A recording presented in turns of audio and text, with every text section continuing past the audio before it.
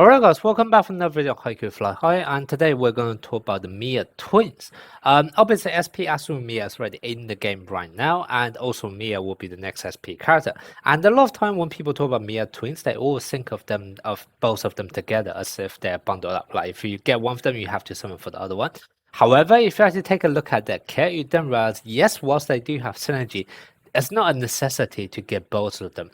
And also bear in mind that the next two characters on global should be probably the best character in the game, which is SP Hoshi Mikorai and also Hirogami. A lot of people will probably be saving up to summon for them as well. So if you're actually unsure on resources and still want to get the Miya Twins, just bear in mind you don't actually have to summon for both of them. If you only like one of them, it's absolutely fine. And in fact, there are actually going to be plenty of alternatives that you can do instead in the place of the other half of the Miya Twins. And that's kind of what I really want to show you guys today, about the fact that you can easily get away with just one of the Miya Twins. You do not have to bundle them up together. Okay, so let's start off with SP Atsumu Miya and just talk about what exactly is he trying to bring from team building and what can you do instead to replace his twin.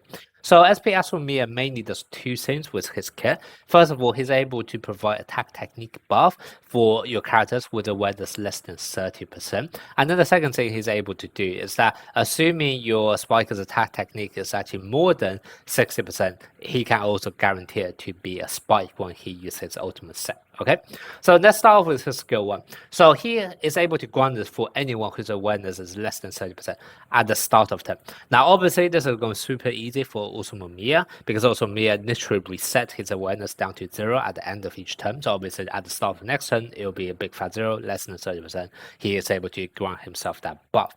However, also, Miya can only do this for himself. It's not like he is actually going to enable the rest of your team to also have low awareness. And if you actually just think about from that point of view, also Miya is not going to be the only one who have a 0% awareness either. Because unless the character's own kit have a way of giving them like a permanent awareness buff, otherwise simply you just don't have to build him with any awareness and you can already be under that threshold. And then the second thing to bear in mind is that a lot of characters, even if they actually buff themselves with awareness, for example in the case of SP Hinata, he is only able to get that awareness at the time of the spike. He's not actually able to permanently get that awareness buff. So therefore, if you actually play this SP Hinata alongside with Atsumu Miya, at the start of turn, Hinata is still going to have awareness less than 30%, and as a result, he's still able to get that and still then enjoy that huge awareness buff at the time of spiking. So certainly, if you actually play Atsumu Miya, Osamu is not the only spiker who is able to get this buff, and certainly if you play Osamu Miya,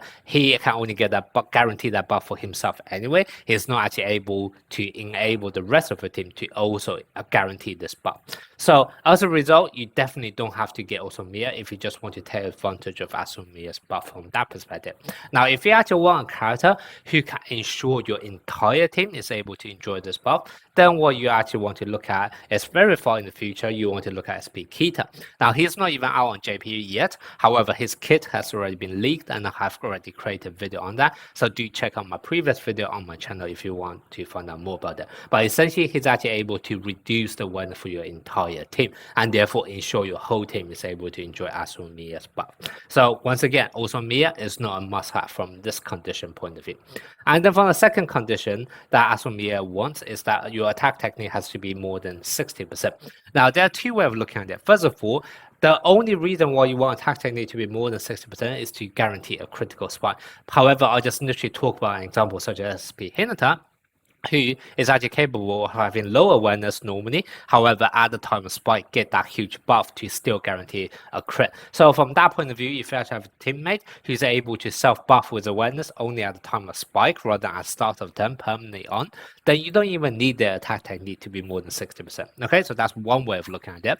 And then the other way of looking at it, if you do actually want your attack technique to be at least 60%, how much does Atsumu Miya already give?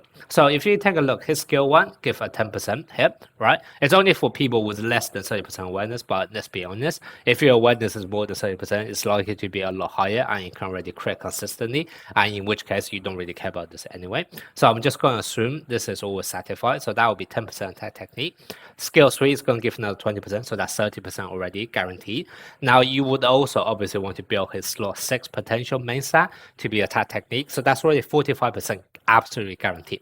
Now if you also happen to have Atsumu Miya skill rating 4, then he would also be able to grant himself, grant your teammates another 35%. So literally Atsumu Miya as skill rating 4 can already ensure whatever spiker you have on your team would have attack technique more than 60%, therefore triggered in this condition. Now, even if you do not have him as skill rating 4, I already talked about 45% guaranteed with Atsumu Miya.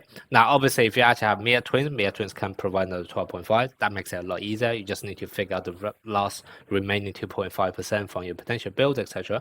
Or alternatively, just bring a different attack technique buffer, right? You're not actually that far away from meeting this condition. You only need an extra 15%. If you actually bring someone such as Hiragami can normally provide, a solid 12, 13, 14% from his skill 3 already, and you just have to find the last 1 or 2% from your potential build. Or alternatively, for example, you can also have someone like SP Kuro, who can also provide attack technique by another 14%, and like I said, you just need to figure another 1% from your potential subset. So there are certainly loads of other alternatives that you can do instead in order to make sure your teammates can reach the threshold 60% attack technique. Certainly also Miya help, but he's not the only option. Okay, so if you actually take a look at those two perspectives from Atsumu Miya's point of view, you then realize yes, also Miya does have synergy, but he can certainly be replaced by loads of other choices. All right, so Atsumu Miya doesn't have to have also Miya in order for him to perform well. Now let's take a look at from the other point of view. So from Osamu Miya's point of view, first of all, what does Osamu Miya really have? Osamu Miya, first of all, have this ability where if his own attack technique is more than 40%, then he's actually able to ignore blocks. So ideally, you want his attack technique to be more than 40%. And then the second thing or second gimmick he has is that he will be resetting his awareness down to 0. And obviously, in order to still take advantage of the damage formula, you still want him to crit even though he has 0% awareness. So you then kind of want someone on your team to enable him to still able to crit as well. Okay, so those are kind of two main things that also Miya needs. Obviously, he also have other gimmicks such as performance set, etc. But that point of view, he's just kind of like by himself. You don't need anyone in order to make him to perform a set. So that's kind of why it's not really something you have to consider from team building point of view. So let's talk about the first condition, right? You have to have your attack technique to be at least 40%. Let's take a look at how much Osamu Miya already is able to provide. First of all, if you build Osamu Miya with slot 6 potential main stat, that's already 15%. If you actually take a look at Osamu Miya's raw stats, base stats, you would then realize that Osamu Miya, rather than other characters who normally start off with, let's say, 5% awareness or 5% reflex, Osamu Miya actually starts off with a default 5% attack technique. So actually, if you just have a normal Osamu Miya and you also build him with slot 6 main stat on attack technique, he can already guarantee himself to be 20% off starting off the match, okay? And then from his skill 3, you are actually able to potentially get up to 8% attack technique as well. Now, in order for you to trigger this, you kind of need your players to, cast sets 4 times. However, that's fairly easy to do because normally that just means, by your 4th spike. And bear in mind that also Miya also have a set skill himself. It's fairly easy to reach.